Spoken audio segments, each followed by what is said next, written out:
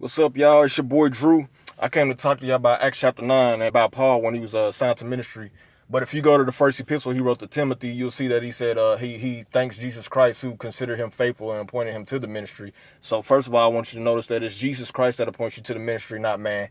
Secondly, if you go back to chapter 9 of the Acts of the Apostles, Paul was stopped dead in his tracks on the road to Damascus by Jesus. And what do we say when somebody needs to be humbled? We say they need to be knocked off their high horse. So Paul was knocked off his horse because the light was so powerful that came down, and it was Jesus, and he was also blinded, right?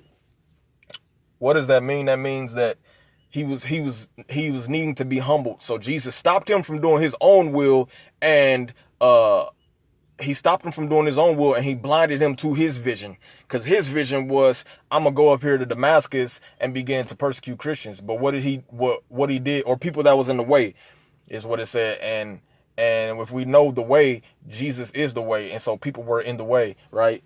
So Paul considered their wrong, and he went to go persecute them. But Jesus stopped him dead in his tracks, right? Knocked him off his high horse, and took away his vision for 3 days, because it wasn't about Paul's vision. It was about sitting there and being able to hear the voice of Jesus, right? And so for 3 days he didn't eat, and he was blind. So he was stripped of everything he needed for his flesh. He didn't have food or drink. All he was doing was sitting there praying. While he was blinded, he was praying, and he had nothing to eat. And so he got the vision that Ananias was going to come lay hands on him, and Ananias also got the vision from Jesus that Ananias was going to go lay hands on him. Now, Ananias fought it, but Jesus said, this is my chosen instrument to take my name to the Gentiles.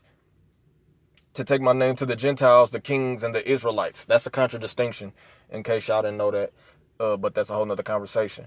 But the takeaway here is, when it's time for you to get into the ministry of reconciliation, it's not about your vision. You will be stripped of your vision. That's how you know it's real. You'll be stripped of your vision, and you'll have to start listening to the voice of Jesus, right? You'll have to listen to the unction of the Holy Spirit. So it's not about your will anymore. It's about the ministry of reconciliation, and that's what we're in it for. So it's not about your vision. You could learn how to fast. That'd be great. It'll strip you of things that you need for your flesh, so that you know that you are fully dependent upon God, and take away your vision, right? So that's the point I want to get across right there. I love y'all. I thank y'all. Deuces.